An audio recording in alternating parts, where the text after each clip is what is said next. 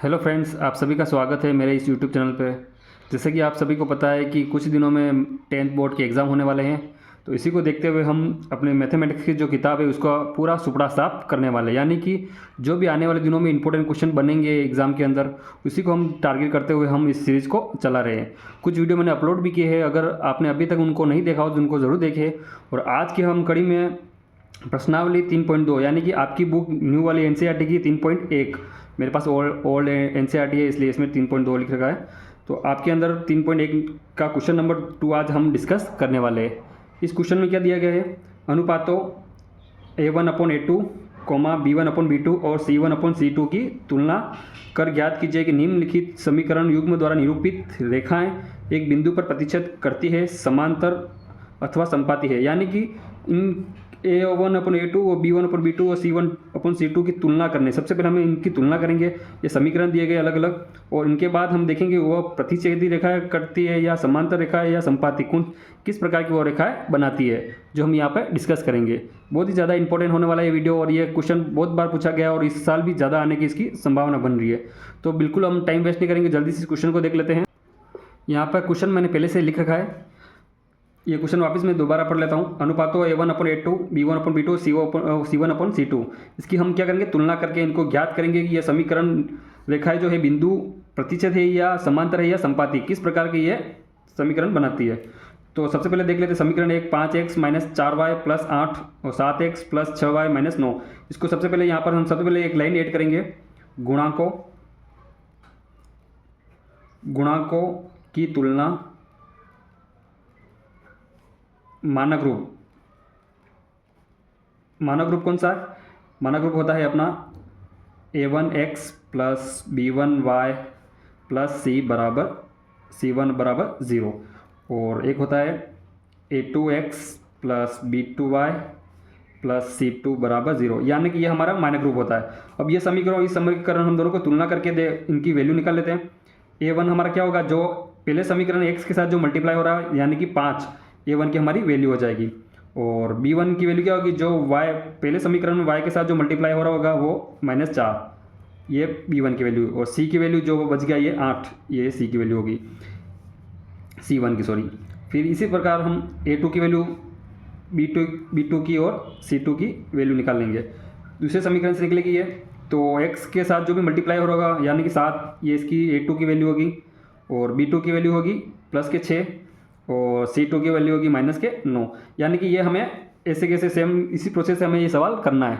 फिर इसके बाद देखेंगे हम इस समीकरण में। अब देखो हम क्या करेंगे, A1/A2 = B1/B2 = C1/C2, इनको हम वैल्यू पुट करेंगे।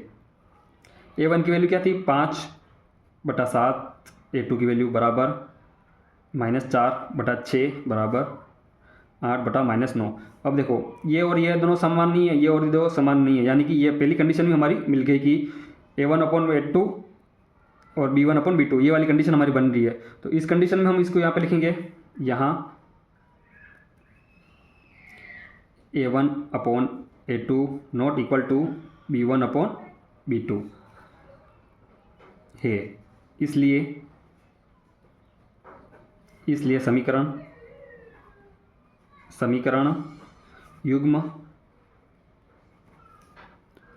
युग्म द्वारा निरूपित रेखाएं एक बिंदु पर प्रतिच्छेद करती है। ये हो गया हमारा पूरा सवाल। एक बार वापस देख लो, हमने क्या किया, जो दोनों समीकरण दे रखे थे इनकी हमने A1/A2 और B1/B2 और C1/C2 वैल्यू हमें निकाल के इनके अंदर पुट करके हमने चेक कर लिया। अगर ये दोनों सेम हो जाती है तो ये कंडीशन नहीं बनती। हमारी पहली कंडीशन ही अगर सेम नहीं मिली है तो इसका मतलब हमारे यहाँ पर प्रतिच्छेदी रेखाएं होगी। अब सवाल दूसरा करेंगे तो आपको जल्दी समझ में आएगा कि ये इसमें कौन सी कंडीशन बनेगी। जो यहाँ पर हम वही काम करेंगे, गुणांकों की तुलना मानक रूप से, मानक रूप वही देखिए लिखेंगे हम। ये पूरी प्रोसेस करोगे तो आप पूरा का पूरा आपको यहाँ पर सही होगा और पूरे नंबर आपको मिलने की ज़्यादा चांस है।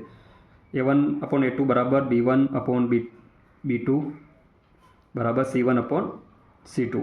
इसको लिखेंगे। अब वैल्यू निकाल लेते हैं अपन। A1 की वैल्यू, A2 की वैल्यू क्या है यहाँ पे 9 और यहाँ पे 18। B1 की वैल्यू और B2 की वैल्यू यहाँ पे है 3 और यहाँ पे है 6। और C1 की वैल्यू और C2 की वैल्यू भी निकाल लेते हैं। यहाँ पे 12 और यहाँ पर 24। ये दोनों वैल्यू हमारी आ गई है। अब सीधा इसमें पुट करेंगे। A1/A2 बराबर B1/B2 बराबर C1/C2। वैल्यू लिखो 9/18 बराबर 3/6 बराबर 12/24। अब देखो 9 से 18 कट रहा है 1/2 बार, 3 से 6 कट रहा है 1/2 बार और 12 से 24 कट रहा है 1/2। यानी कि देखो तीनों वैल्यू हमारे यहाँ पे सेम मिल गई है। यहाँ पर अलग कंडीशन बनी है तो यहाँ पर हम लाइन लिखेंगे। यहाँ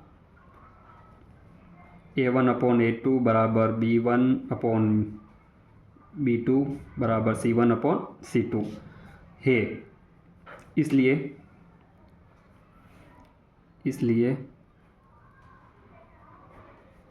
समीकरण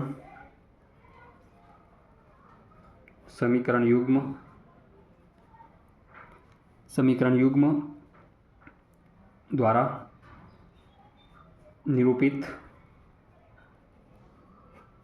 रेखाएं संपाती है। संपाती का मतलब क्या होता है मैं बता देता हूँ आपको।